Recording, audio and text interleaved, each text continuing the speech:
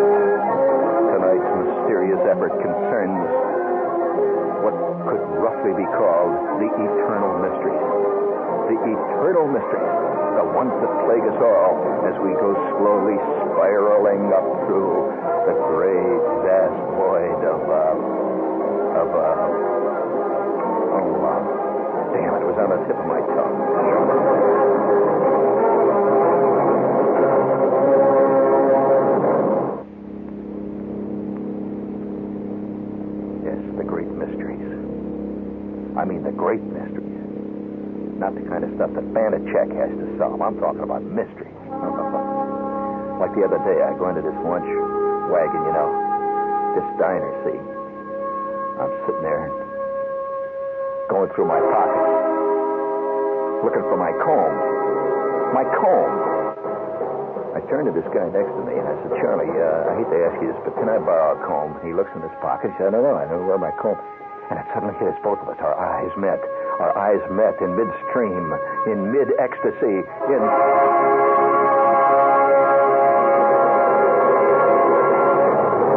We were both victims of the great comb mystery. Where do all the combs go? I must have owned 20,000 combs in my time, and they all disappeared.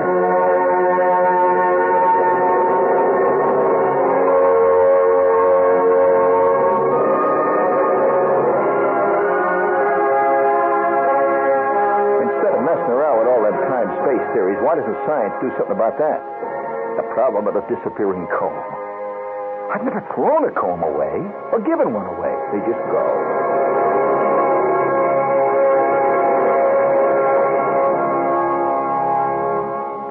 Yeah, that's...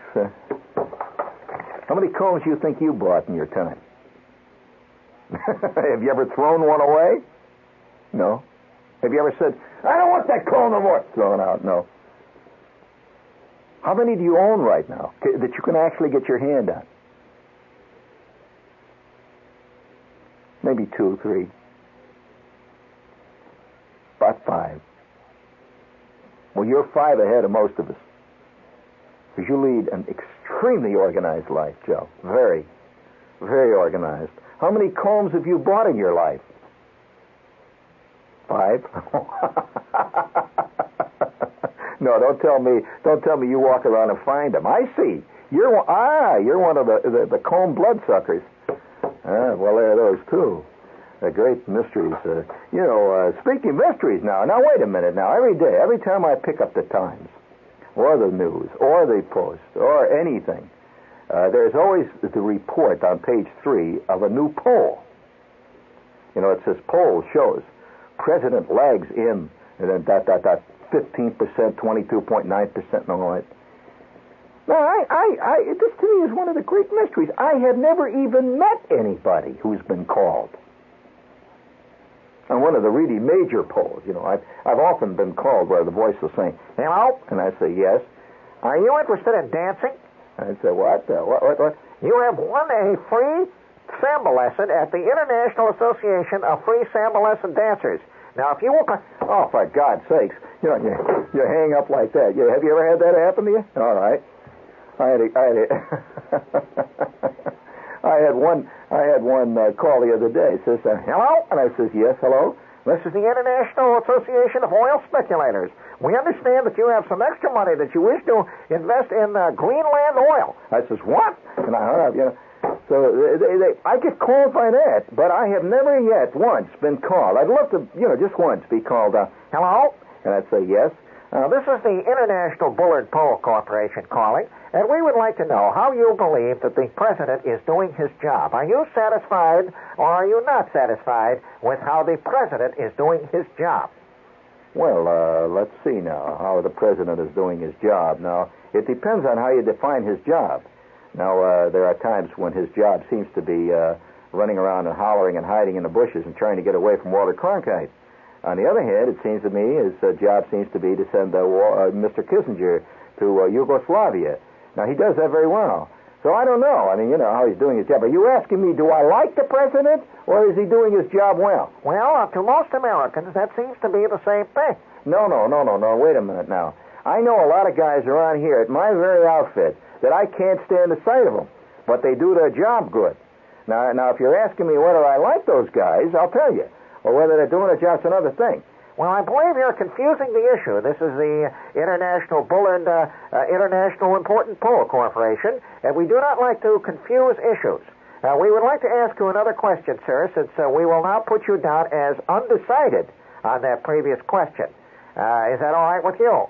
Well, now, wait a minute. I'm not necessarily undecided. What I say here is that I think if the president's job is defined as sending Kissinger around the world and talking to guys in Yugoslavia, he's doing great at that. I mean, he's really great. I mean, Kissinger's going around, he's getting on the TV and all that. Now, if you're asking me whether he gives good speeches, now I'd have to say no. He fluffs a lot, and he doesn't read his lines very good. But on the other hand, he has a rather decent portrait he sits for. Now, that's also part of the president's job, I suspect. I mean, if you had a guy, that showed up for his portrait and he wore this, he wore this crummy-looking suit and he wore, a burlap shirt and all that stuff. Mr. Shepard, we're not necessarily interested in whether or not you believe the president dresses well. But don't you think that's part of his job? I mean, after all, the president has to give a public appearance to people. And while he doesn't dress according to my taste, nevertheless, he does dress quite well, considering the fact that he's got a kind of a dignified job. And Mr. Shepard, we're asking you whether or not you believe that is the president doing his job to your satisfaction. Oh, well, now you've come down to it. To my satisfaction. Well, there has never been any president that's done his job to my satisfaction. And I feel that... Mr. Shepard, would you please tell us what your satisfaction... For my own information here, now, it's not in the poll. What would your satisfaction be? Well, that's a good question. I come to think of it, I hadn't even really thought about it that much, but I think I'd kind of like to get a call from the president once in a while, The president's always calling up guys that run football teams, and he's calling up guys that jump over sticks and all that kind of stuff, and what do they call it, the high hurdles and all that stuff. I would just like to, one day after I finished a good show, I'd like to have the president call me up and, say, you stick in there. It's a good show you done. It was real good, especially I like that joke there about Kissinger. It was real good. I just like that. Now, if you're asking me, I'd like that. Now, no president's ever done it, so honestly I can say that no president has really performed to my satisfaction. Another thing, too, I tell you, as long as you're bringing up the president and the satisfaction, I think that presidents, in general, have not made my life easy enough. Now, for example, the president is always throwing big dinners at the White House. I've never been invited. Now, I'm sure that I'm paying this. I'm a taxpayer. I've never been invited. Now, I think a president would really... You're asking me a question. My satisfaction. And I'd love to be invited. Well, thank you very much, Mr. Shepard. It's been a very interesting discussion with you. Oh, by the way, we have one other question we'd like to ask you. Do you mind answering another question? No. Your first pollster that's ever called me. I'm glad to answer any question. I'll spend all night here talking to you if you like to. I never get asked any of this stuff. Well, Mr. Shepard, now this is another poll we have. We'd like to ask you this question. What tune were you whistling just before the telephone rang, please? Excuse me, what was that question? Did you say what was that question? Would you repeat that question again? What tune were you whistling before the telephone rang? Oh. What's that got to do with the president? Oh, nothing. We're also conducting a poll for the music industry. Oh, I see. Well, what tune was I whistling? Well, gee, that's interesting. Let's see. I was in the gym. The phone rang. I came out, and I thought it was the doors. I don't want to... Well, actually, I wasn't whistling at all. I was just sort of walking around, and I really wasn't whistling, to be honest with you. Oh, well, that's very... Well, that leads to the next question.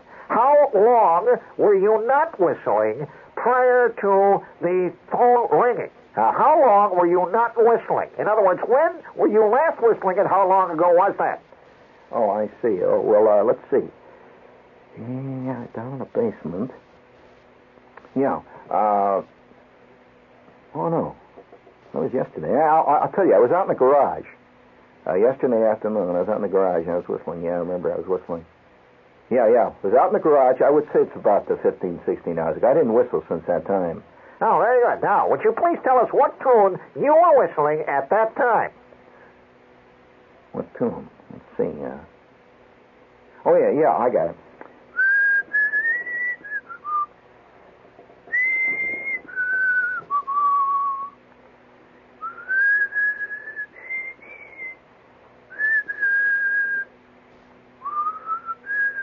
That's what I was whistling. I was whistling that yesterday at about 3:30 in the garage.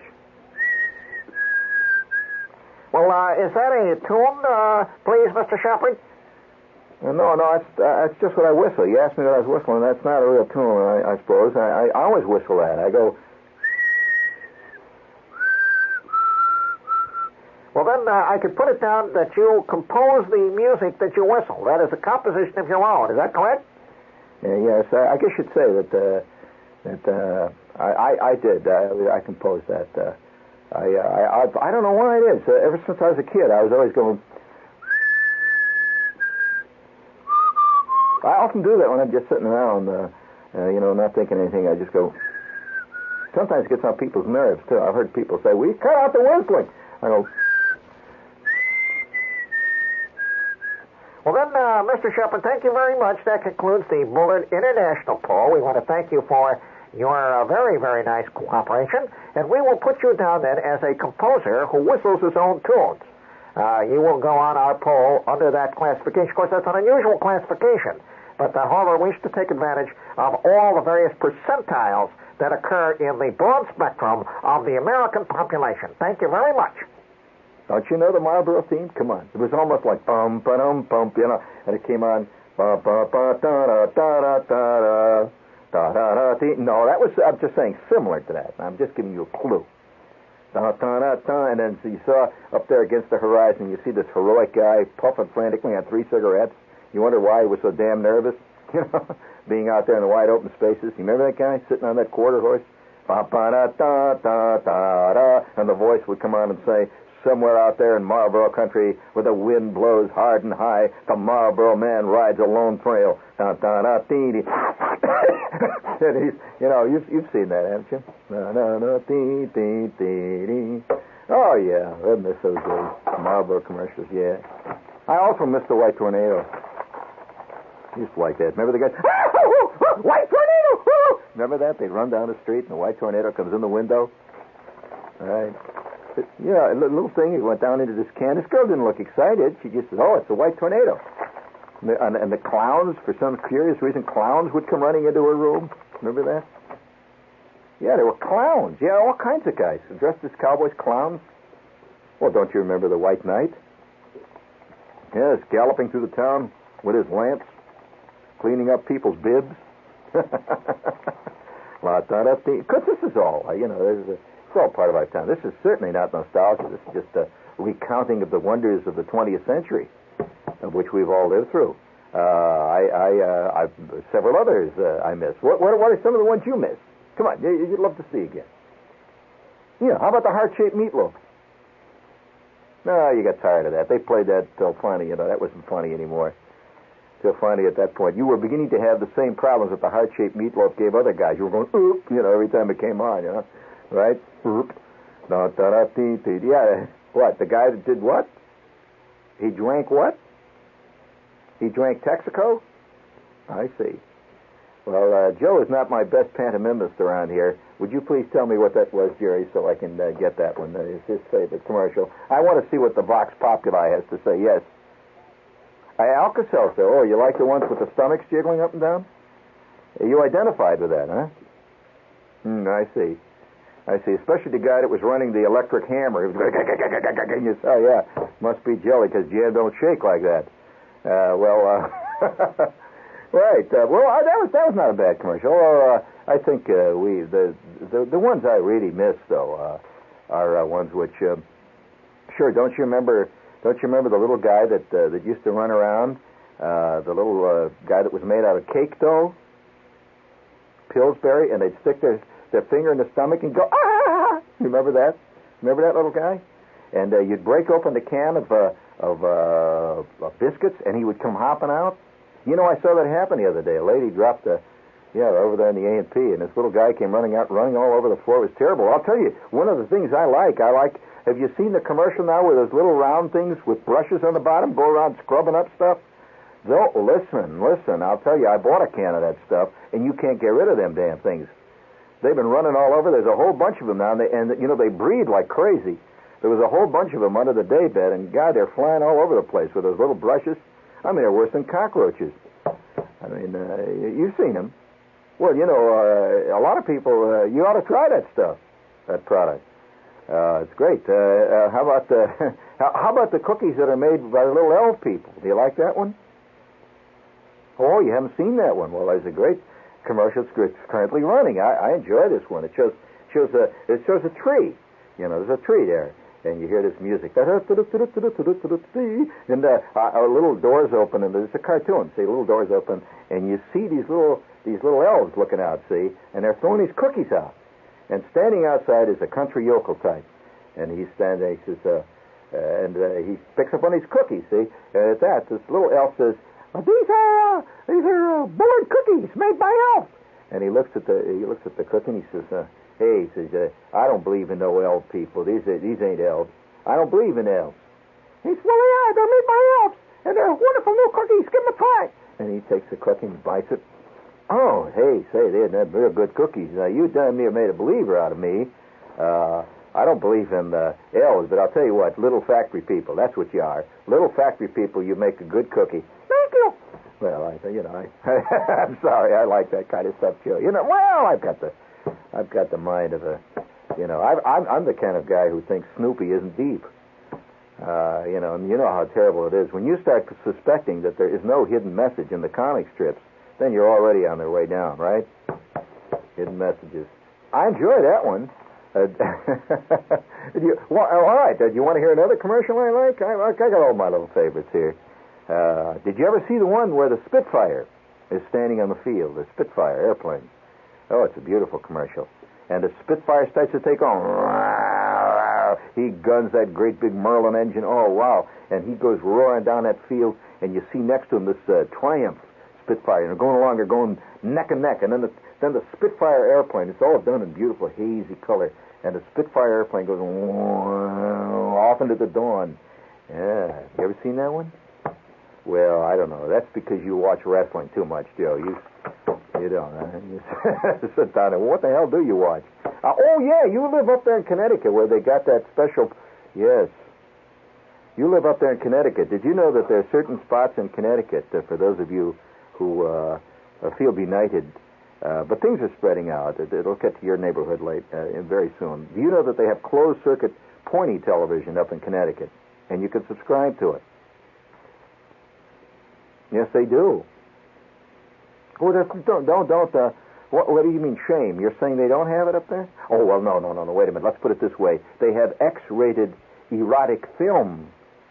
That's a very different thing. I'm sorry. Oh, I'm sorry. It's the head again. The head. You've got to watch out for your head. You really do. You just got to keep a tight rein on it. Who else do you miss? Those great characters out of the past. Mr. Glad, yeah, he was a goodie. Right.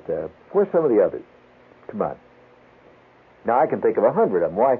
Maybe it's because I'm very conscious of commercials, because I do a lot of them. Huh? Joe, I can see why you don't have a contract doing commercials. It looks to me like you're doing a commercial for some outfit that makes canoes and paddles. Canoes. I'm getting close. You're talking about Eric? Do you remember Eric? He used to come sailing up the Hudson River? Yeah, is that one of your favorite guys, huh? Yeah, well, he was always good. Yeah, Eric had come sailing up the Hudson River there with that blonde. Another great idea from Sweden. That's right, Sweden, yeah. Curiously enough, they weren't made in Sweden, It was just an idea from Sweden, that's all. All right.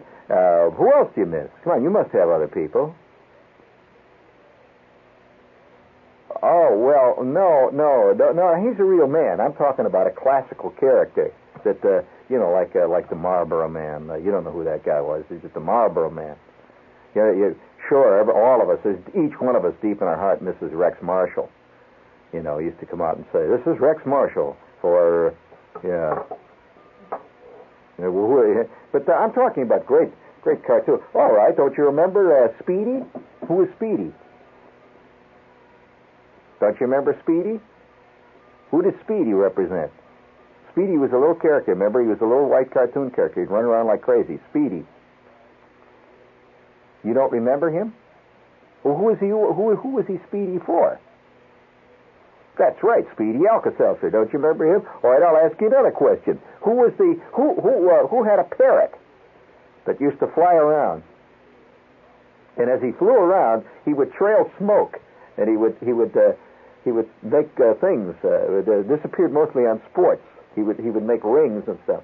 And then his theme song was da da da da da da da da dee dee la da dee dee dee la dee dee la da dee dee dee dee da da da da da da da. Who was that? Well, what product did he represent? Valentine. Oh my God! You would fail every night. Da da da la da dee dee dee dee dee la da da. That's right. You got it. I knew you'd get it after Jerry told it to you. Yes, of course. And the voice would say, another in the great circle of fights. You remember the voice would say, and now another event in the great circle of fights brought to you by Gillette. Now, if you're going to ask about great commercial characters out of the past, who used to appear, listen carefully, who used to appear in the Wednesday night fights between rounds, and he was standing behind a bar, and he was serving the beer that sponsored the Wednesday night fights, and he would do a commercial about them, and they were done live. Who was that? Who were the bill towns? He was Blank the bartender. Now come on, you guys. Now come on. He was called. He just simply said. He said, certainly a great fight here tonight, and there'd be a couple of guys would come in. He says, yes, we're serving that old Pabst Blue Ribbon here tonight, and this is Bill the bartender, inviting all of you to have another glass of that rich, you remember? You don't remember Bill the bartender? You remember that? Well, it was an announcer named Bill Nimmo, and he was called Bill the bartender. All right, I'll ask you another one. During the early days, hey, now listen to this one. During the early days of a famed athletic aggregation in this city, the commercials between when they were taking a little rest between what was it? I won't even tell you what it was. Between quarters, between halves, between sets, between innings, whatever it was, they would take a rest and they would switch to a mythical place. What was it called? And they were done live, and there was an actor who was like the host there. What was it? These were commercials. And what was the name of the aggregation, which incidentally is still in business and is very popular in New York? Come on. You mean to tell me none of you remember the famous Rheingold Rest? And Leon Janney would be back there selling Rheingold, don't you? And he had this, it was like a mythical bar, and you'd see all these guys sitting around there between innings, and they'd be talking about the game. One of them would be looking up at the television and say, holy smokes, what an inning. Wow, did you see what Marvelous Marv did that time? Yeah, they were actually referring to the ball. You say, oh, boy, that guy's got a glove made out of lead. And at that point, Leon Janney said, well, hello, folks. Welcome to the Rheingold Rest here between innings. And we'd like to have you try a little of this deep, rich. You don't even remember that. I'm amazed. He was on there for years. And that's, of course, all right. So, in fact, the Rheingold Rest got to be so popular that people thought it was a real place. And when they would come out to the ballpark, they would all look for this place. They thought they could go there between innings. It was called the Rheingold Rest. Sure, and the actor was named Leon Janney. He was a New York actor, done a lot of stuff here in town, and he was the host. And he always wore this apron, and he'd come on. He's got this crinkly hair, he'd come on, and he said, "Welcome to the Rheingold Rest." He said, "Boy, that was certainly an exciting inning. Well, it's time for a glass of rich, delicious, satisfying Rheingold. And now here, I'd like to draw one for you." And he goes, shh, and he hands it out like he's giving it to you, like you're. And he puts it across the thing. and then he switches to the other guys there. Do you remember that?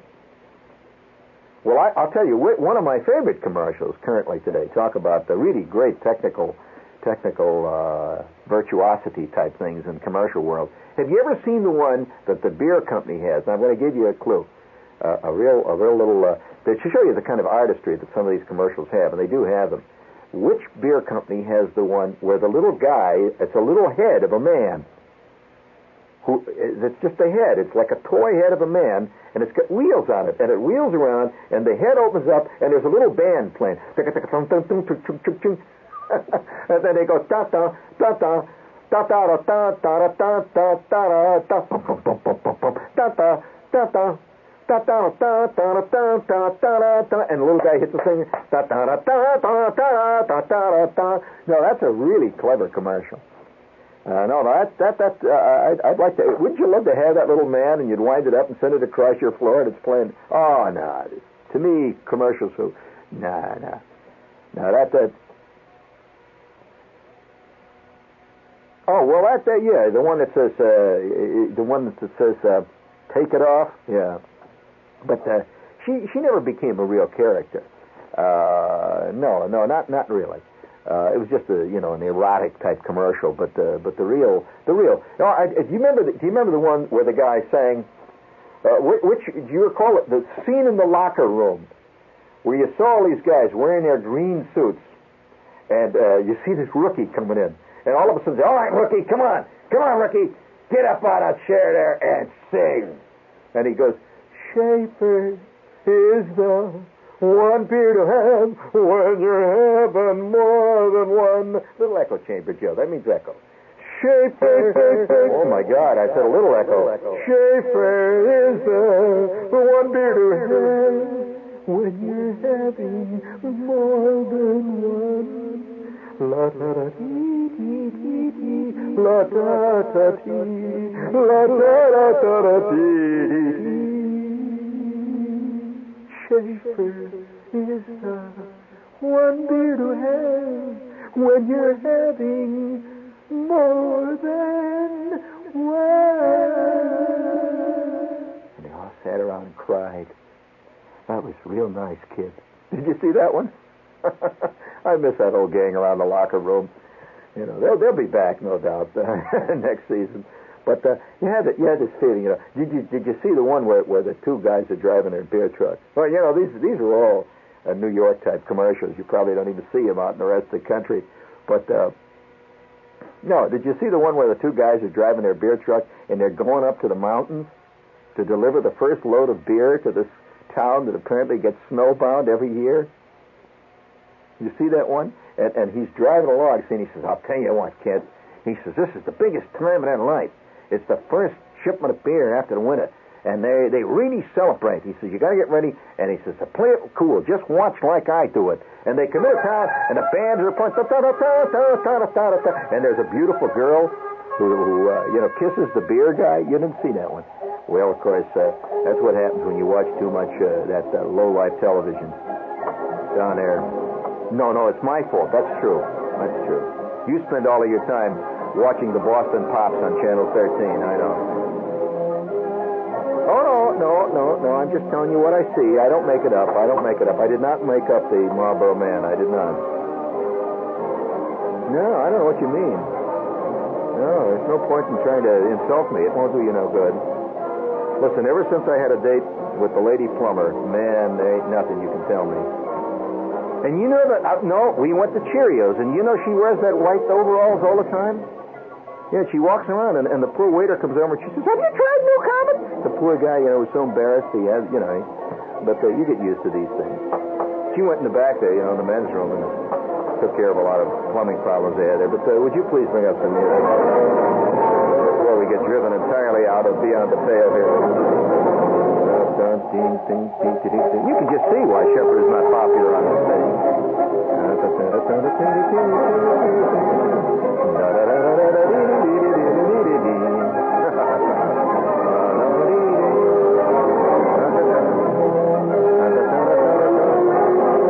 I have been called by a recent critic who described this show. He says, Shepherd is life's answer to Johnny Carson. Put that in your ear, Johnny. Try that on your fancy jacket.